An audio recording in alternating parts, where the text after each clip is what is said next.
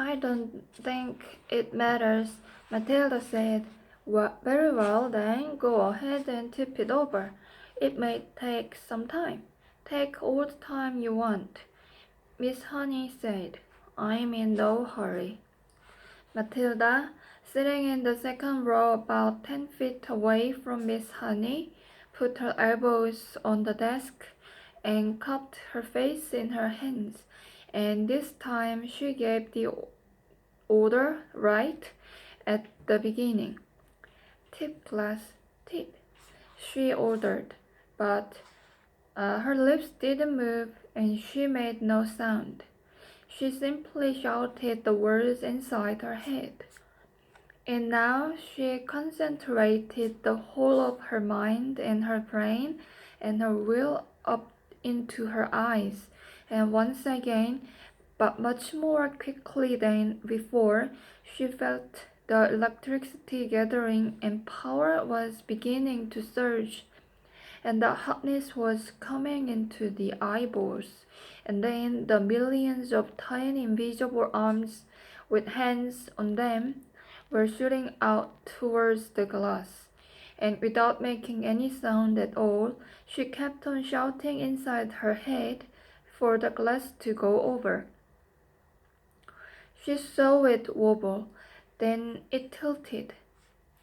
Then it toppled right over and fell with a tinkle onto the table top, not 12 inches from Miss Honey's folded arms.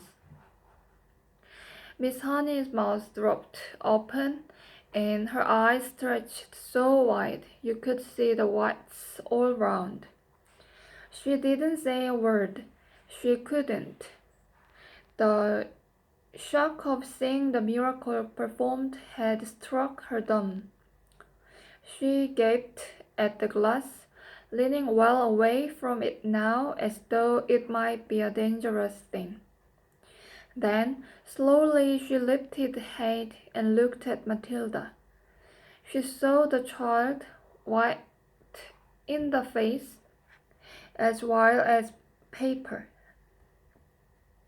Trembling all over, the eyes glazed, staring straight ahead and seeing nothing. The whole face was transfigured, the eyes round and bright, and she was sitting there speechless, quite beautiful in a blaze of silence. Miss Honey waited, trembling a little herself and watching the child as she slowly stirred herself back into consciousness. And then suddenly, click, went her face into a look of almost seraphic calm. I'm all right, she said and smiled. I'm quite all right, Miss Honey, so don't be alarmed. You seemed so far away, Miss Honey whispered, awestruck. Oh, I was flying past the stars on silver wings, Matilda said. It was wonderful. Miss Honey was still gazing at the child in absolute wonderment, as though she were the creation, the beginning of the world, the first morning. It went much quicker this time, Matilda said quietly. It's not possible. Miss Honey was gasping. I don't believe it. I simply don't believe it. She closed her eyes and kept them closed for quite a while, and when she opened them again, it seemed as though she had gathered herself together. Would you like to come back and have tea at my cottage? She asked. Oh, I'd love to, Matilda said. Good. Gather up your things and I'll meet you outside in a couple of minutes. You won't tell anyone about this thing that I did, will you, Miss Honey? I wouldn't dream of it, Miss Honey said. Miss Honey's cottage. Miss Honey joined Matilda outside the school gates, and the two of them walked in silence through the village high street. They passed the greengrocer with his window full of apples and oranges, and the butcher with bloody lumps of meat on display, and naked chickens hanging up, and the small bank, the grocery store, and the electrical shop, and then they came out at the other side of the village onto the narrow country road where there were no people anymore and very few motor cars. And now that they were alone, Matilda all of a sudden became wildly animated. It seemed as though a value had burst inside her and a great gush of energy was being released.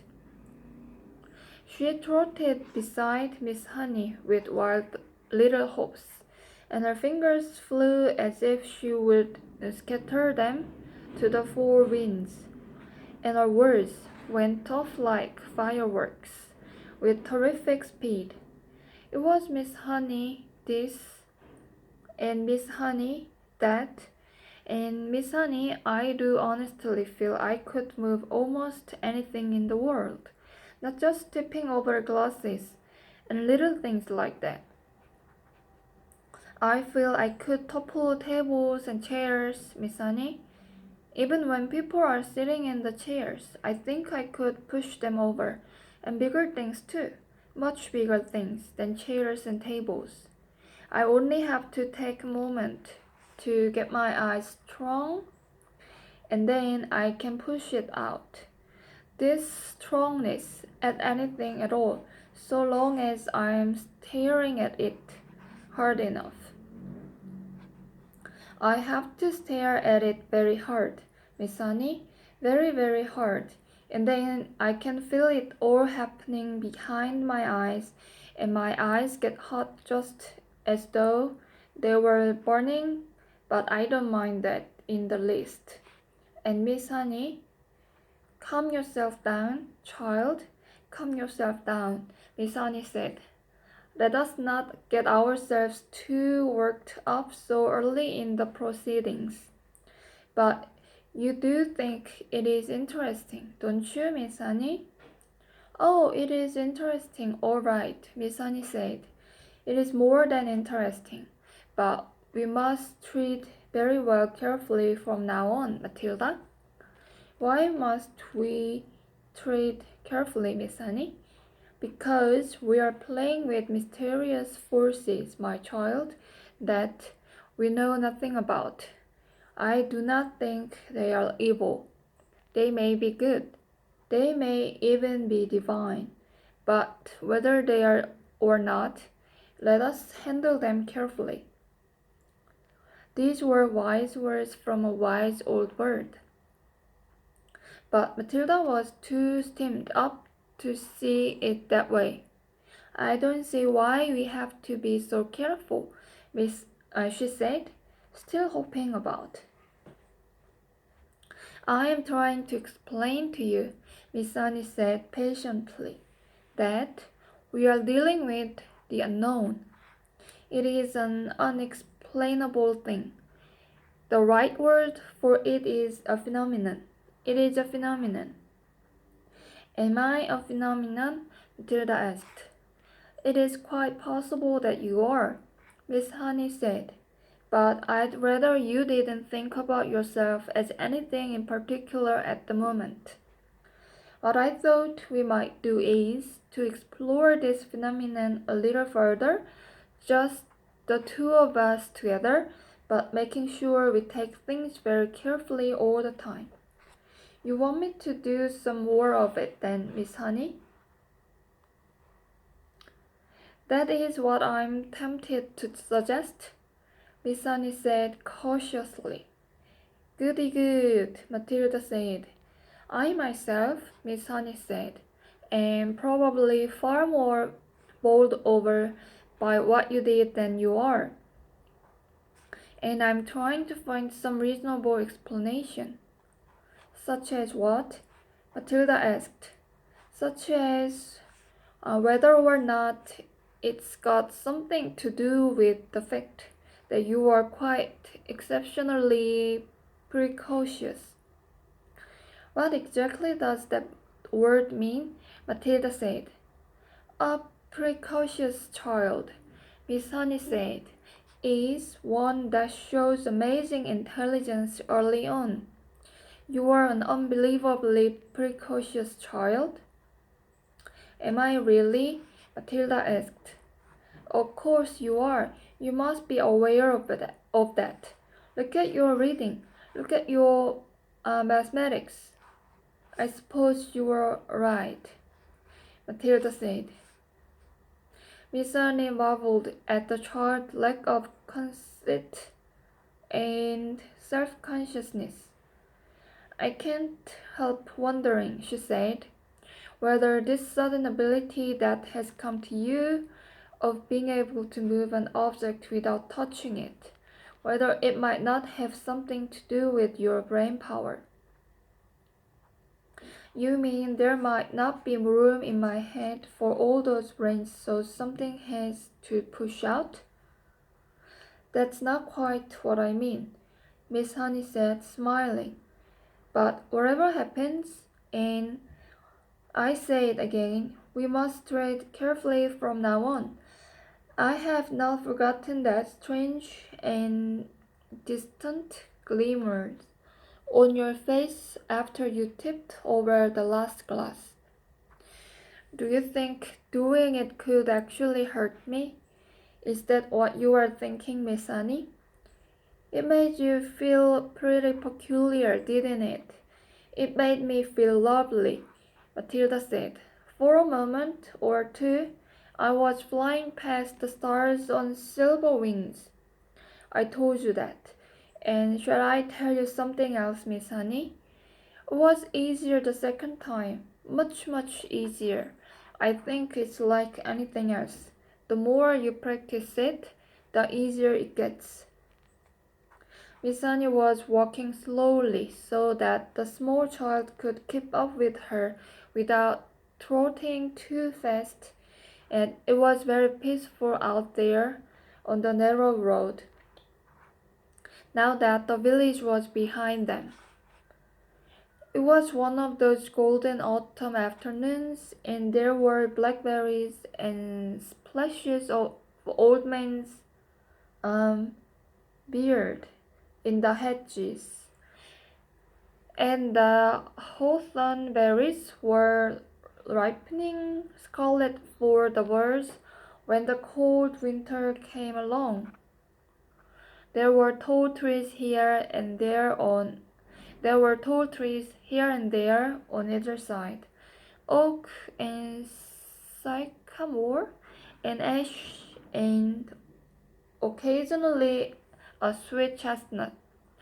Miss Annie, wishing to change the subject for the moment, gave the names of all these to Matilda and taught her how to recognize them by the shape of their leaves and the pattern of the bark on their trunks.